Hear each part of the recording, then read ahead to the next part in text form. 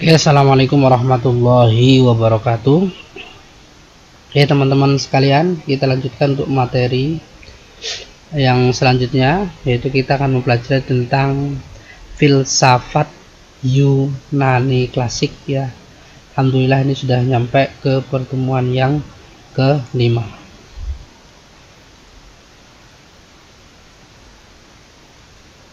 Pada periode Yunani klasik ya, ini perkembangan filsafat itu menunjukkan kepesatan. Nanti yang dimulai ditandai dengan semakin besar minat orang terhadap filsafat. Aliran yang mengawali periode Yunani klasik ini adalah sofisme ya. Jadi kaum sofisme. Penamaan aliran sofisme ini berasal dari kata sophos yang artinya cerdik, pandai. Keberadaan sofisme ini dengan keahliannya dalam bidang-bidang bahasa, politik, retorika, dan terutama memaparkan tentang kosmos dan kehidupan manusia di masyarakat, sehingga keberadaan sofisme ini dapat membawa perubahan budaya dan peradaban Athena. Nah, jadi antara kaum sofis dengan Socrates ini mempunyai hubungan yang erat sekali, karena di samping mereka itu hidup sezaman, pokok permasalahan pemikiran juga sama, yaitu permasalahan Socrates bukan lagi jagat raya, tetapi manusia memindahkan filsafat dari langit ke bumi, sedangkan kaum sofis juga memusatkan perhatian pemikirannya kepada manusia. Bahkan Aristophanes itu menyebutkan bahwa sesungguhnya Socrates adalah termasuk kaum sofis. Perbedaan antara kaum sofis dengan Socrates adalah bahwa pemikiran filsafat Socrates sebagai suatu redaksi dan kritik terhadap pemikiran kaum sofis. Makanya kita harus tahu kaum sofis. Nah, sofisme ini bukan merupakan suatu aliran atau ajaran, akan tetapi lebih merupakan suatu gerakan dalam bidang intelektual ya, yang disebabkan oleh pengaruh kepesatan minat orang terhadap filsafat. Makanya yang mempengaruhi adanya kaum sofis ini ada 3 faktor. Yang pertama perkembangan secara pesat kota Athena dalam bidang politik dan ekonomi. Hal ini mengakibatkan kota Athena menjadi ramai. Demikian juga para ahli pikir atau kaum intelektual mengunjungi kota Athena, sehingga Athena menjadi kota yang berkembang sangat pesat dalam bidang intelektual maupun bidang kultural. Terus selanjutnya selanjutnya adalah setelah kota Athena itu mengalami keramaian penduduknya bertempat tinggal, maka kebutuhan dalam bidang pendidikan tidak terletak lagi desakan kaum intelektual. Nah, sedangkan yang ketiga ini adalah kaum sofis mendidik kaum mudanya sebagai upaya untuk melanjutkan pendidikan dasar yang telah ada. Selanjutnya Gorgias, yaitu 480 sampai 380 sebelum Masehi. Jadi Gorgias ini adalah lahir di kota Leontinoi, Sisilia. Namanya itu menjadi terkenal karena ajarannya dalam bidang retorika ataupun seni berpidato, dan menang ia sangat berdebat. Untuk pemikirannya Gorgias ini, yang pertama adalah mencari keterangan tentang asal-usul Adam. Sedangkan yang kedua adalah bagaimana peran manusia sebagai makhluk yang mempunyai kehendak berpikir. Yang ketiga, norma yang sifatnya umum itu tidak ada. Yang ada norma sifatnya adalah individualisme atau subjektivitas. Sedangkan yang terakhir adalah bahwa kebenaran tidak dapat diketahui, sehingga termasuk penganut skeptisme ya, pengaruh skeptisme. Yang selanjutnya munculnya kaum sofis ya, ini perkembangan secara pesat kota Athena dalam bidang politik dan ekonomi, kebutuhan bidang pendidikan yang tidak terjangkau lagi, akhirnya muncullah kaum sofis. Gos, ada pemikiran Gorgias, ada mencari keterangan tentang asal ada, peran manusia sebagai makhluk berpikir, norma sifatnya adalah subjektivitas. Ini adalah pemikiran Gorgias yang tahun 480 sampai 380 sebelum Masehi. Yang selanjutnya tokoh pemikiran versi Yunani klasik, yang pertama itu ada Socrates. itu 469 sampai 399 sebelum Masehi. Pemikirannya apa? Pemikirannya yang pertama adalah dia mengatakan adalah manusia sebagai objek pemikiran filsafat. Manusia sebagai objek pemikiran filsafat. Terus untuk ini biografi Socrates itu bagaimana? Nah, ini tidak ada banyak yang tahu, ya. Tidak banyak ada yang tahu.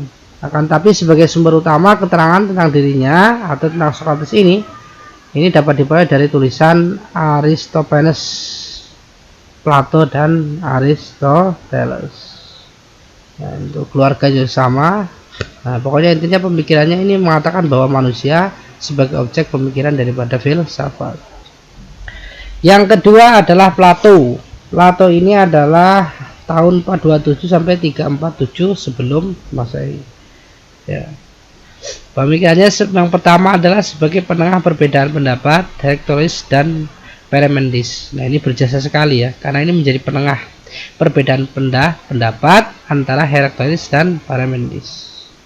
Terus yang selanjutnya pemikirannya itu lebih maju dibandingkan Socrates atau gurunya. Ya, cara-caranya mengalahkan gurunya. Pemikirannya ini sangat maju. Nah, filsafat tentang Tuhan itu ada 4. Dia mengatakan yang pertama 4 apa saja. Yang pertama adalah manusia itu mempunyai Tuhan sebagai penciptanya. Yang kedua, Tuhan itu mengetahui segala sesuatu yang diperoleh manusia. Yang ketiga, Tuhan hanya dapat diketahui dengan cara negatif, tidak ada ayat, tidak ada anak, dan lain-lain. Yang keempat, Tuhanlah yang menjadikan alam ini dari tidak mempunyai peraturan menjadi mempunyai peraturan. Sedangkan kalau menurut Plato sendiri, ya, filsafat tentang negara ini ada 3. Yang pertama itu adalah golongan yang tertinggi, terdiri dari orang-orang yang memerintah, yaitu para penjaga, para filsuf. Yang kedua, golongan yang kedua adalah pembantu, terdiri dari prajurit yang bertugas untuk menjaga keamanan negara dan menjaga ketaatan para warganya. Sedangkan yang ketiga adalah golongan rakyat biasa, terdiri dari petani, pedagang, tukang yang bertugas untuk memikul ekonomi negara. Kita lanjut untuk tokoh pemikiran filsafat yang selanjutnya pada Yunani klasik adalah tentang Aristoteles. Ini adalah 384 sampai 322 sebelum Masehi.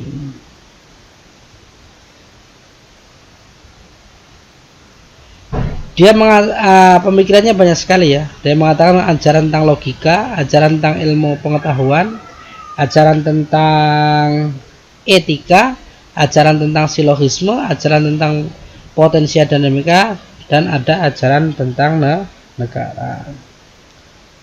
Kalau ajaran tentang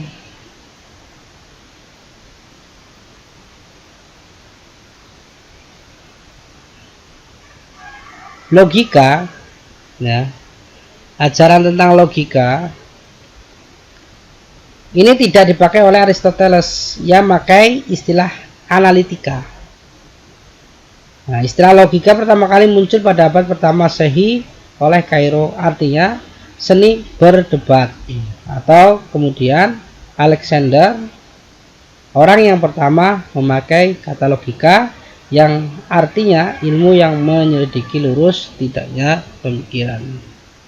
Nah, ini banyak sekali ya. Nanti tolong ini dikembangkan dan dicari, dibaca-baca ajaran tentang logikanya apa aja, tentang ilmu pengetahuannya, tentang etika dan lain sebagainya. Jadi diharapkan harus kreatif sendiri ya, harus aktif, banyak baca. Ini hanya sekilas saja poin-poin yang saya terangkan.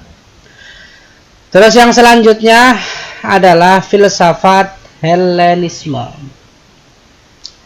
Filsafat Helenisme.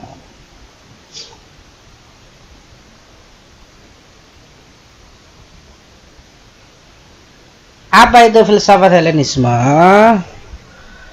Jadi setelah filsafat Yunani klasik ini mencapai puncaknya dengan munculnya Aristoteles, maka setelah Aristoteles meninggal dunia, pemikiran filsafat Yunani merosot.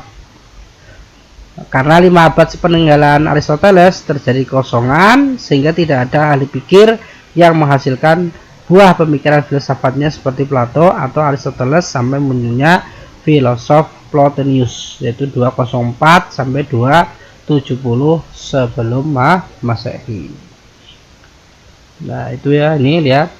Itu latar belakangnya. Terus ini dimulai pada pemerintahan Alexander Agung 356 sampai 23 sebelum Masehi. Terjadi pergeseran pemikiran filsafat teoritis menjadi filsafat praktis. Nah, ini ketika di zamannya filsafat Helenisme. Yang tadinya di filsafat Yunani klasik, pemikiran filsafatnya adalah filsafat teoritis. Nah, ketika di filsafat Helenisme ini berubah yaitu menjadi filsafat praktis. Tokoh-tokohnya pemikiran filsafat Helenisme. Yang pertama itu ada Epikurisme, yaitu 341 sampai 271 sebelum Masehi. Pemikirannya yang pertama itu adalah agar manusia tidak takut terhadap kemarahan dewa. Yang kedua, agar manusia tidak takut terhadap kematian. Yang ketiga, agar manusia tidak takut terhadap mati. Nah, ini tolong nanti pemikiran-pemikiran Epikurisme di poin 1, poin 2, dan poin 3. Anda cari bukunya, baca. Nah, pengembangannya dan sebagainya nanti Anda baca dan cari. Selanjutnya, tokoh pemikiran filsafat Helenisme adalah yang kedua, Stoaisme, yaitu 366 sampai 264 sebelum Masehi. Pemikiran filsafatnya adalah bagaimana manusia dalam hidupnya dapat hidup bahagia. Nah, ini nanti dicari juga ini sebagai mahasiswa. Ya, baca-baca bukunya. Kenapa kok ini Stoicisme mempunyai pemikiran manusia dalamnya dapat hidup bahagia. Nah, apa-apa trik yang dilakukannya. Yang selanjutnya adalah masih tentang tokoh pemikiran filsafat Helenisme. Nah, selanjutnya adalah skeptisme. Ini punya pemikiran yaitu cara hidup bahagia. Setelah itu berani mengambil keputusan. Ini pemikiran daripada Helenisme. Ini tolong juga nanti dikembangkan dan dibaca bukunya yang berkaitan dengan skeptisme. Selanjutnya tokoh pemikiran filsafatisme ada yang keempat yaitu Neoplatonisme. Itu pemikiran filsafatismenya adalah yang pertama pemikiran filsafatnya perpaduan filsafat Plato. Jadi tidak murni pemikiran filsafat Helenisme saja, tetapi ini sudah perpaduan yaitu antara filsafat Helenisme dan filsafat Plato. Yang kedua, Tuhan sebagai kebahagiaan tertinggi, tujuan semua kehendak. Nah, ini nanti tolong juga ini untuk pemikiran Neoplatonisme di poin 1 dan poin 2. Anda semua baca ya, baca, ini harus tahu ini. Terus yang selanjutnya adalah ucapan terima kasih ya, semoga bermanfaat dari materi yang sangat singkat sekali ini. Jadi saya harapkan tolong baca buku-buku yang berkaitan dengan filsafat umum. Kalau saya menerangkan secara mendetail di sini sudah lama sekali berjam-jam. Saya hanya tuliskan poin-poinnya saja dan saya harapkan Anda semua itu adalah aktif sendiri. Nah, setelah kalian mendengarkan materi dari apa yang saya sampaikan ya, dari pertemuan yang kelima, ini ada tugas yang harus kalian kerjakan. Ketentuannya adalah untuk nomor 1 sampai nomor 3 itu kerjakan di e-learning. Ya, nomor satunya apa? Nomor 1 adalah jelaskan pengertian dan latar belakang munculnya filsafat Yunani klasik. Yang kedua, jelaskan apa yang Anda ketahui tentang kaum sofis dan sebutkan 3 faktor yang mendorong timbulnya kaum sofis. Yang ketiga, sebutkan tokoh-tokoh filsafat Yunani klasik serta pemikiran filsafatnya. Nah, jadi untuk poin nomor 1 sampai nomor 3 ini dikerjakan individual, dikirim lewat e-learning. Sedangkan untuk nomor 4-nya ini adalah mendiskusikan dari materi yang telah saya sampaikan tadi. Caranya bagaimana? Sudah saya buat grup di WhatsApp. Nah, antum di situ didiskusi, ya, diskusikan. Ada pertanyaan silahkan, nanti menyalain menjawab, lain menyangkal, ya, itu seperti itu. Nah, bisa di grup WhatsApp atau di kolom komentar. Terima kasih. Assalamualaikum warahmatullahi wabarakatuh.